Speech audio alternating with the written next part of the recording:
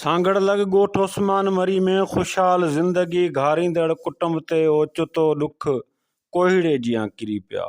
खुशहाल घर ॾुखनि ऐं दर्दनि जे घेरे में अची वियो। उस्मान मरी जो रहवासी अब्दुल करीम बिरोही जो खुशहाल घर संदुसि विछोड़े बैदि ॾुखनि जे वर चढ़ियल आहे। अब्दुल करीम बिरोही तइलीम खाते में क्लार्क हो। कुझु अरसो अॻु दिलि जो दौरो पवण करे फ़ौत थी वियो। संदुसि 3 पुट ऐं 1 न्याणी वालिद जे सदमे में ज़हनी तवाज़ुन विञाए वेठियूं। अब्दुल करीम जे वफ़ात खां कुझु अरसो अॻु संदुसि घरवारी बि फ़ौत थी वई।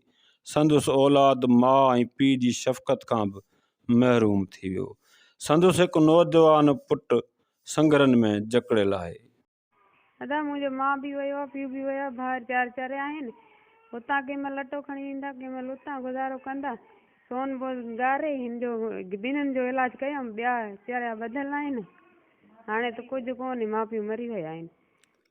मरहूम अब्दुल करीम बिरोही पंहिंजी न्याणी खे संदुसि ख़्वाहिश मुताबिक़ आला तइलीम ॾियारण लाइ बि कोशां हो। न्याणी जी ख़्वाहिश हुई त पढ़ी लिखी वकील थींदुसि, पर संदुसि वालिद जे विछोड़े बैदि इंटर पास कई। वालिद जे ॾुख में उहा न्याणी बि ज़हनी तवाज़ुन विञाए वेठी आहे। वकील थिया इहो। हा वकील छाला थिया? वकील थी छा करियां? वकील थी इंसाफ करियां सिजोरा में। अच्छा हाँ गवर्नमेंट गर्ल्स हाई सिटी इते पर हींअर तो कहिड़ी तकलीफ़ आहे? हींअर मूंखे का ख़बर कोन पवंदी। जॾहिं विढ़ंदुसि न, विढ़ण खां बाद न वरी मूंखे कुझु बि ख़बर कोन हुई। ॿिया सभु चवनि था तूं विढ़ियो आहीं। सानिया अब्दुल करीम बिरोही। मरहूम अब्दुल करीम बिरोही जी न्याणी ज़हनी तवाज़ुन विञाइण बैदि अॼु बि वतन सां मोहबत जा तराना झुंगारींदी रहंदी आहे। प्यारे वतन एक आद्या तुम तेरा शुक्रिया जबर या तुम हंसते हुए पाकिस्तान प्यारे वतन।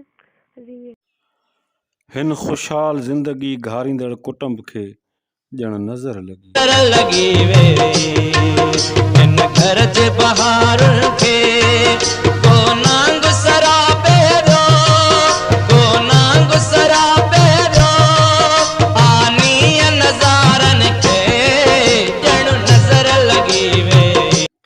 हिन ॾुखायल कुटुंब आवाज़ टीवी न्यूज़ खे ॿुधायो त हिन वक़्तु कॾहिं पेट भरे खाऊं था त कॾहिं बुख ते सुम्हणो पवंदो आहे। जो नालो अब्दुल करीम बिरोही हुयो। हिन जो हाणे सफ़र गुज़र नथो थिए। ही सभु हाणे चरिया आहिनि।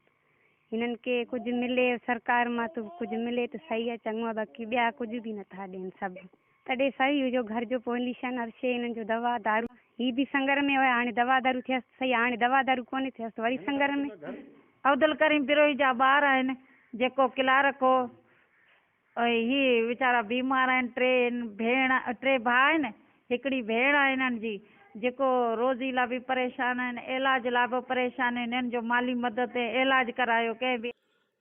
हिन मिसकिन कुटुंब वफ़ाक़ी तोड़े सूबाई हुकूमत समेत सरहदी वारनि खां घुर कई आहे त हिन मिसकिन कुटुंब जे ज़हनी बीमारनि जो इलाज कराए माली सहायता कई वञे त जीअं ही तकलीफ़ुनि खां आज़ाद थी सघनि।